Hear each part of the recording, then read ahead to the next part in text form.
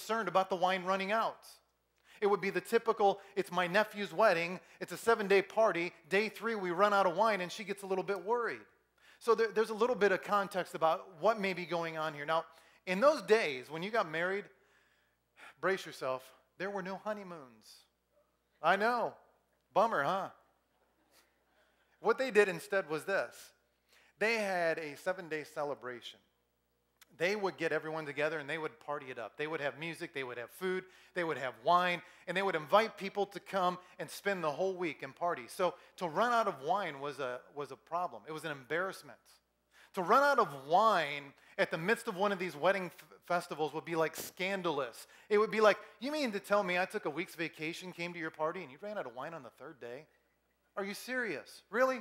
I mean, now I got to go back home wineless, you know. And it wasn't about the wine. It was about not being taken care of. It would be an embarrassment to the family. So here we are. It's a 7-day party, and they're just having a good time. There's food, there's wine, and they're ultimately doing what Kool and the Gang would say, celebrate and have good times. That's how they handled the wedding. And they would have a good time that way. And it says that all of a sudden, on day 3, they ran out of wine. Now, what happens here is very important because Mary sees what's going on. Remember Mary, Jesus' mother, hanging out. Day 3, she's getting all the party preps, everything's taken care of, and all of a sudden the wine runs out, and Mary is freaking just a little bit and goes to Jesus and says, Jesus, they have no wine. And Jesus looks at her and says, what does that have to do with me, woman? My time hasn't come. And I got thinking about this. I thought, now, I'm not here to pick on women or wives or mothers, but I'm gonna a little bit. I'm just gonna put it right out there. Men, how many times has your wife asked you a question that you know really wasn't a question, it was a statement? It's okay if you give me the careful nod, like, got you, Pastor, but I can't let her see me do this. Okay, you know, give me the wink or, you know. You see, well, I wonder sometimes, why did Mary go to Jesus? And she goes to Jesus and says, oh, they have no wine. Mary makes this statement like, and Jesus says, what do you want me to do about it? My time has not come. I can't do, Mom, come on. And I started thinking about how the many times we have kind of this indirect behavior where a question is being asked, but it's really not a question. It's kind of like if your wife said, are those your pants on the floor? Well, I hope so, because if they're not, I got a few questions, you know. It really was not a question. What it meant was, pick up your pants. Why don't we just say, pick up your pants? We were at Walmart 3 days ago. My wife walked right into this beautifully. You know, because I'm thinking about this kind of indirect behavior and what Mary's doing and all that. We're leaving Walmart in Davenport. We've got a shopping cart with 3 bags in it. And I'm walking out and she goes, we really don't need to take the cart to the car, do we? And I just grinned. I said, are you really asking me a question? Or are you telling me to pick up these bags and let's just walk them to the car? And she goes, I'm telling you to pick up the bags and let's just walk to the car. I was like, that is so sweet. I said, you just walked right into an illustration for me. You know, many times, can I say this too? Many times we use that indirect behavior and we don't really say what we mean and we end up with miscommunication and broken marriages simply because we don't want to get down to truth. Does that mean speak your mind?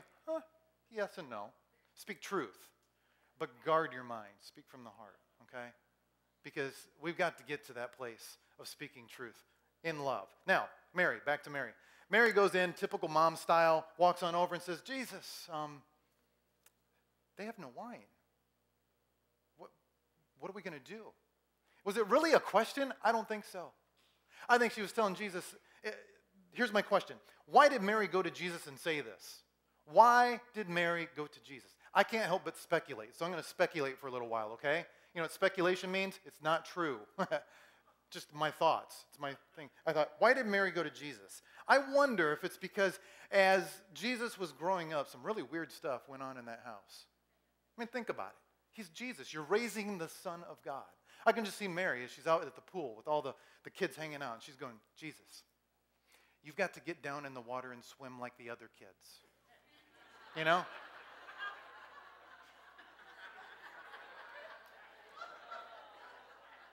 I'm just saying. You don't know what went on in that house.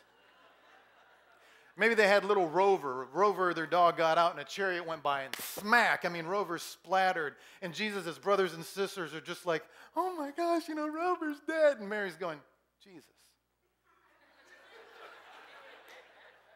And Jesus is going, Mom, my time has not come.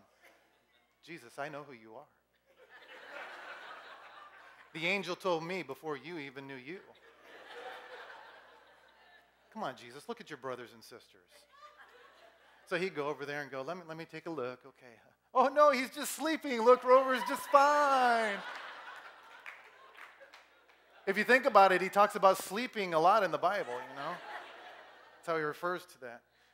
You can't but think about him sitting and doing his homework, and he's got an essay to write, and he's working away, and Mary says, Jesus, I need some flour. Will you go to the store? Mom, I'm working on my essay, 5-pager. Jesus, I need this flour. I've got to cook supper. I can just see Jesus going, Mom, check the cupboard one more time.